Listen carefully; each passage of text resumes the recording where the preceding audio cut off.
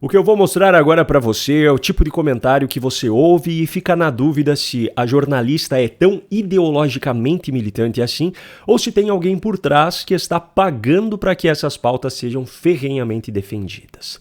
São tantas mentiras e distorções em um espaço tão curto de tempo que fica até difícil de não deixar nada passar batido, mas eu vou tentar indo por partes. Aliás, eu peço desculpas pela voz um pouco anasalada, é porque eu tô gripado e não é pouco, mas vamos lá. Lembra do caso do cão Orelha? Pois bem, a grande repercussão dessa história reacendeu o debate sobre a redução na maioridade penal no Brasil, que hoje é de 18 anos de idade. Essa é uma pauta onde a esquerda brasileira sempre se posicionou publicamente de forma contrária. Pois bem, o pessoal da Globo News resolveu comentar sobre um deputado específico que estava defendendo que a maioridade penal no Brasil fosse reduzida para 16 anos em casos de crimes graves. Agora veja só o argumento da pseudo-jornalista Natuza Neri sobre esse assunto. Me incomoda no debate de segurança pública que a política normalmente patrocina, é que tem muito pouca ciência na discussão sobre segurança pública. O que é muito pouca ciência? Não se parte de dados diagnósticos de especialistas ou experiências bem-sucedidas no Brasil, e aí se diz, bom, o problema de segurança pública do Brasil é eminentemente esse. Como é que a gente faz agora para resolver esse problema? O que a gente vê, o que a gente enxerga de problema de segurança pública? A gente vê o crime organizado todo estruturado, e a nossa estrutura estatal sem dar conta disso. Então, um debate de segurança pública via PEC e projeto precisa ter em mente isso e se servir da maior quantidade possível de dados científicos produzidos pela experiência e pela academia para atacar esse problema. O que a gente vê? Eu vejo aqui em São Paulo. São Paulo nunca teve tão perigosa. São Paulo a gente vê assalto à mão armada de maiores e menores de idade patrocinados pelo crime organizado em bairros que nunca presenciaram, ou pelo menos não com a frequência que se presencia agora, de cenas de senhoras atacadas, de casas invadidas por criminosos com a arma na mão. Hoje, o lugar mais seguro que tem em São Paulo é o lugar em que se passa de bicicleta, o ladrão passa de bicicleta e rouba o seu celular. Esse é o lugar mais seguro de São Paulo hoje. Não é os lugares que eram seguros antes. Está todo tomado de insegurança. Isso no maior estado do país. Mas aí a política não se serve desse debate. Eu até concordo que, na política brasileira, muitas vezes o debate se restringe a um nível extremamente superficial, baseado apenas em achismos ou naquilo que transmite uma imagem mais positiva do político para o eleitor. Só que, ao contrário do que Natuza diz, essa superficialidade é um problema presente em todas as pautas. O que realmente precisa ser destacado aqui é a indignação seletiva de pseudojornalistas como ela. Quando se trata de segurança pública e de uma proposta que contraria a sua ideologia, aí ela acha que é preciso ser mais científico, mais técnico, mas essa revolta não é demonstrada quando se trata, por exemplo, da proposta de acabar com a escala 6x1, algo que obviamente é muito popular, e como eu sempre disse, o verdadeiro trabalhador brasileiro merece ter mais descanso, só que isso tem sido pautado ignorando completamente o impacto que causará nas empresas e, consequentemente, na economia do país. Reduzir impostos essa turma não quer. A empresa gasta cerca de R$18 mil por mês para manter um funcionário registrado com um salário de 10 mil, sendo que o valor que vai sobrar limpo para o funcionário é aproximadamente 6 mil. E desse valor, ele ainda vai perder mais da metade pagando impostos sobre consumo, que é o valor embutido em tudo aquilo que nós compramos.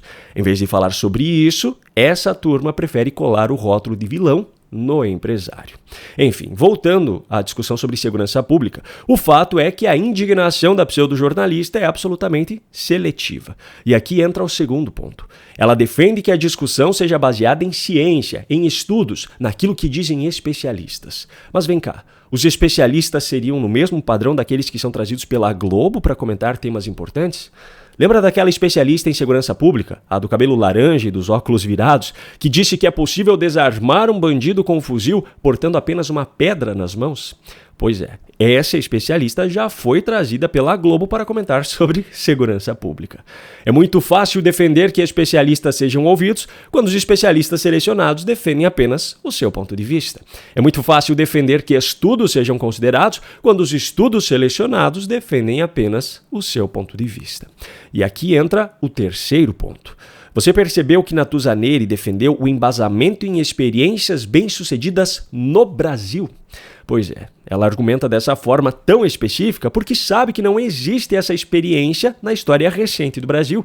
Desde 1940, a maioridade penal no nosso país é de 18 anos. Como é possível, então, que a gente compare números e avalie a experiência de uma maioridade penal menor bem-sucedida no Brasil se esses números não existem? Existem lá fora, só que essa parte, de forma muito conveniente, ela e sua turma não querem considerar. No Reino Unido, por exemplo, a responsabilização penal é a partir dos 10 anos, a menor idade em toda a Europa, e eu acho que é baixa demais, que fique claro.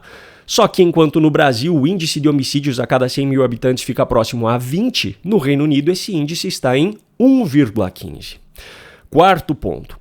No mesmo argumento em que defende o uso do maior número possível de dados, Natuza fala genericamente que São Paulo nunca esteve tão perigoso quanto agora. O que dizem os números sobre São Paulo? Pois bem, os dados da Secretaria de Segurança Pública do Estado mostram que, de 2024 para 2025, houve redução no número de furtos, de roubos, de furto de veículo, de roubo de veículo, de estupro e de estupro de vulnerável, de roubo de carga, de homicídio doloso, de latrocínio e de lesão corporal seguida de morte. Agora eu pergunto, você se baseou em dados para sua afirmação, Natuza, ou apenas na sua própria opinião? Bom, eu ainda tenho um quinto ponto para destacar antes da minha conclusão, mas antes eu peço 1 minuto da sua atenção para um recado importante sobre jornalismo sério. Mais do que nunca tem ficado clara a diferença entre jornalismo sério e jornalismo militante. Diariamente a população brasileira é bombardeada com uma infinidade de manchetes que supostamente noticiam os fatos mais importantes. Mas quando prestamos atenção nos detalhes, nós percebemos o quanto o jogo de palavras estratégico é capaz de induzir o leitor a um entendimento completamente diferente do que realmente aconteceu. E, obviamente, um entendimento que é mais conveniente para quem escreveu. É justamente por isso que é preciso conhecer e reconhecer o papel de quem não abre mão de praticar o verdadeiro jornalismo. Aquele que faz você ficar bem informado e não manipulado. Enquanto tantos por aí transformam em suas manchetes bandido em vítima, policial em vilão, corrupto em honesto e militante em juiz, a Gazeta do Povo segue firme no seu compromisso com a verdade. Enquanto tantos outros se curvam de acordo com a conveniência, a Gazeta segue firme denunciando a corrupção e enfrentando os poderosos. E agora vem a melhor parte. A Gazeta do Povo está fazendo aniversário nesse mês de fevereiro. São 107 anos de história, mas quem ganha o presente é você. Por apenas R$1 por mês nos 6 primeiros meses, você garante acesso a todo o conteúdo exclusivo da Gazeta. Para isso, acesse gazetadopovo.com.br/Paulo ou aponte a câmera do seu celular para o QR Code aqui ao lado. Eu vou repetir, gazetadopovo.com.br/Paulo ou o QR Code que está na tela. Assine agora mesmo a Gazeta do Povo por apenas R$1 por mês nos 6 primeiros meses e garanta o seu acesso aos fatos como eles são. Voltando agora à discussão sobre o argumento da pseudojornalista. Quinto ponto. Que moral tem Natuza e a Globo News para cobrar um trabalho mais sério e baseado em dados? Talvez você não se lembre disso, mas o primeiro vídeo meu que viralizou nas redes sociais, isso lá no início de 2023, foi aquele em que eu, como arquiteto ainda atuante naquele momento, analisei a reportagem que essa mesma Natuza Neri fez ao lado de Janja no Palácio da Alvorada, onde a primeira-dama acusava o governo anterior de ter sumido com vários móveis e obras de arte. O que eu fiz naquele vídeo foi o que Natuza, como jornalista, deveria ter feito, mas não fez. Eu achei imagens lá de 2018 que mostravam os mesmos ambientes da reportagem de 2023 e comparei os móveis e as obras de arte. A conclusão foi muito simples. Apesar de algumas coisas terem mudado de lugar, praticamente todos os móveis e obras de arte estavam ali. Meses mais tarde, a própria imprensa teve que noticiar que os itens que haviam sumido foram todos encontrados em depósitos da presidência, tanto que Lula e Janja foram condenados a indenizar o ex-casal presidencial por conta das suas falsas acusações. Se Natuza tivesse feito o trabalho mais básico que compete a um jornalista, que é conferir se a informação é verdadeira, e isso é algo que até eu, que não sou jornalista, sei muito bem, toda essa confusão não teria acontecido. Portanto, diante de todos esses fatos, a conclusão é muito óbvia. O comentário feito por Natuza sobre a maioridade penal é mais uma prova de que isso não é jornalismo e de que ela e a Globo não são confiáveis.